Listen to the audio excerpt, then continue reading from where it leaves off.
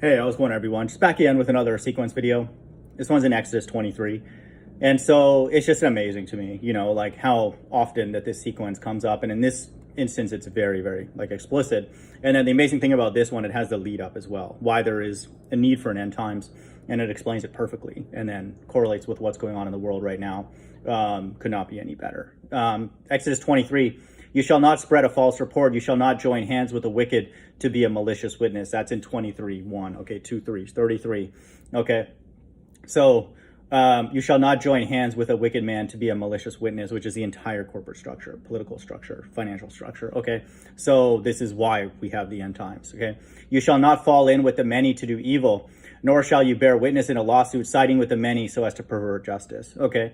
And so we're not supposed to just go with the popular crowd, okay, just to preserve ourselves or anything like that. Nor shall you be partial to a poor man in his lawsuit. So we have to defend the poor, okay, and nobody is, okay, but that's where God's heart is, so just know that.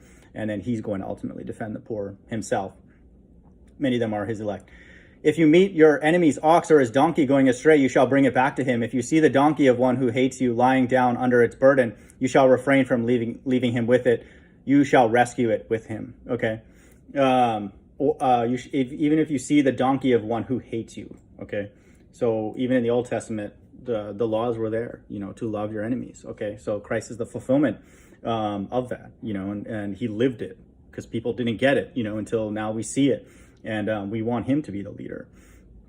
Verse 6, you shall not pervert the justice due to your poor in his lawsuit. Keep far from a false charge and do not kill the innocent and righteous, for I will not acquit the wicked. Okay, there's innocent and righteous people dying every day, okay, because of this system, okay, that no one cares about them. So like it says here, God will not acquit the wicked. And you shall take no bribe, for a bribe blinds the clear-sighted and subverts the cause of those who are in the right, okay? And then that leads to this system that we have because the whole world has disobeyed God's laws.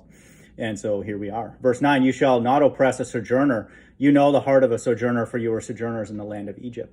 So you have to love your enemy and a stranger, okay? And so, just know that.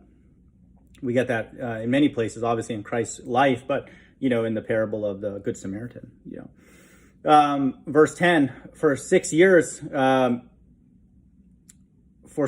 you shall sow your land and gather in its yield, but the 7th year you shall let it rest and lie fallow, that the poor of your people may eat, and what they leave the beasts of the field may eat. You shall do likewise with your vineyard and with your olive orchard. So God's plan, the law is to take care of everybody, okay, even the animals, okay? And so just know that. And so if God's laws are honored, there's no need for an end times, okay? But there is, because no one has honored any of these except Christ. And so just know that. Here's where the sequence starts. I'll just jump right to it. It's a bit coded at the beginning. Exodus 23:19. If you add those together, that's 42, or backwards 2:4, 44. God's elect. The best of the first fruits of your ground you shall bring into the house of the Lord your God. This is coded language for salvation. God's first fruits, the elect. You shall not boil a young goat in its mother's milk. Okay, so now it says in verse 20, behold, I send an angel before you to guard you on the way and to bring you to the place that I have prepared. So this is coded language for salvation. I will send an angel before you. Okay. Pay careful attention to him and obey his voice. Do not rebel against him, for he will not pardon your transgressions, for my name is in him. And so now we're going to talk about a time about people obeying God's voice. Okay. And then we have that reference in verse 21. Pay careful attention to him and obey his voice. In the last days, these angels are going to be preaching the gospel, in these so-called UFOs, according to, the book of Revelation. Okay, so just know that. Verse 22, but if you carefully obey his voice and do all that I say, then I will be an enemy to your enemies and an adversary to your adversaries. And so this is a time of division, people who will listen to the gospel and then people who will not. Okay, that's in verse 22. That's going to be on earth in the last days.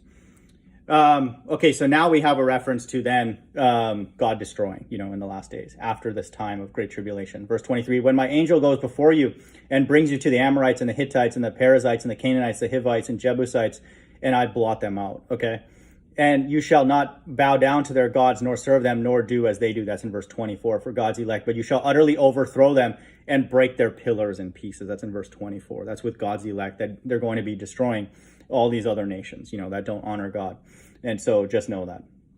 You shall serve the Lord your God, and he will bless your bread and your water, and I will take away sickness from among you. Okay.